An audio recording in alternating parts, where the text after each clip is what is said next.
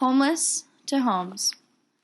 I believe the topic of upward mobility is an issue that almost everyone can relate to, especially now that the holidays are slowly approaching. Upward mobility is a very relevant and important topic in my life. My grandma is a perfect example of someone who has experienced upward mobility, and as a result, she feels imposter syndrome.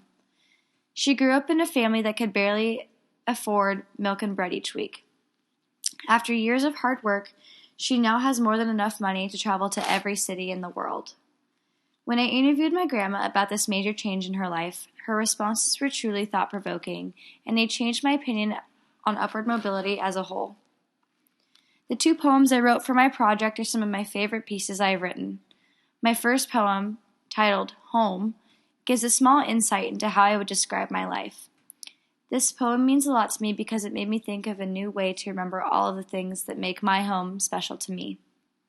I feel fortunate to have the things I do. Home. Red is the color of the kitchen walls. Purple is the color for love, filling the house. Blue is my dad's favorite color, dark navy blue.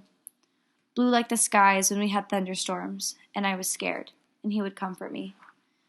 My home is overpowering scents of Indian and Asian incense, lentil soup cooking on the stove, and smoke from the fireplace.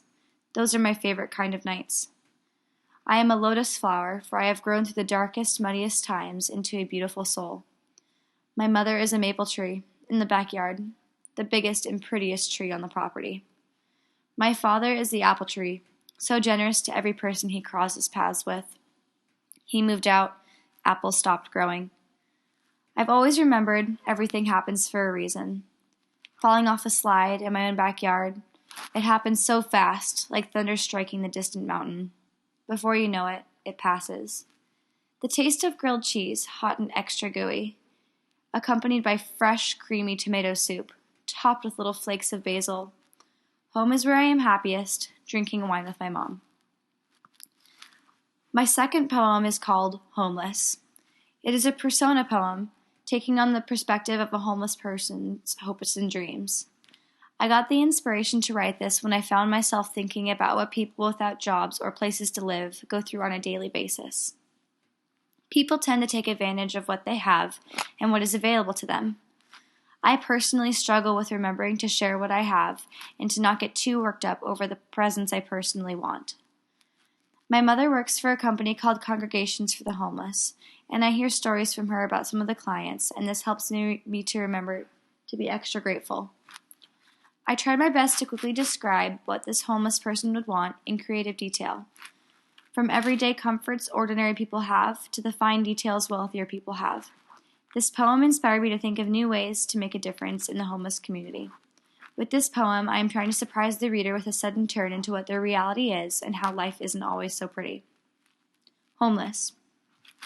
Thought I'd have it all. Stone house with the finest crystal chandeliers. Twinkling, diamonds littered even in the loneliest of places. On her ring. A classic red brick firebed. Sounds of fire crackling keeping me company. My eyes focused on the pages in front of me. We had Middle Eastern countries all over our floors. Handmade with pride, it must have taken 2 years. Man's best friend. Comforted from a genuine sheep fur bed. A purebred. My cupboards had the names PCC and Whole Foods. Upgrade to the very best at the car wash? Well, of course. Christmas is around the corner. Do I have a budget? Well, of course not. Only the best. Only if I keep dreaming. But instead of dreams, there are nightmares. Instead of crystals, there are cigarette butts. Instead of Turkish rugs, there are sidewalks. Instead of organic foods, there are dumpsters. Instead of car washes, there is rain. Instead of fireplaces, there are layers of sweatshirts. There is uncertainty of tomorrow. Especially around this time of the year, it becomes increasingly important to be thankful and to remember what you have. I asked my grandma about what she personally thinks of upward mobility and the less obvious impacts it had on her life. One thing that shocked me was to hear her say, "Although I have more than enough money, sometimes I forget about it." And then I remembered money isn't everything. My grandma is a very generous person and is very cautious with her money. She often likes to donate to charities and spends her time volunteering. Interviewing her helped me realize that you can have all of the money in the world and it may not mean anything to you. Upward mobility is something that everybody reaches for, but not everyone can grasp. I believe human nature strives towards being successful, and goals include to surpass their family members and to become the success story. My goal is to raise awareness to this obstacle that so many people are racing each other to get to the finish line first.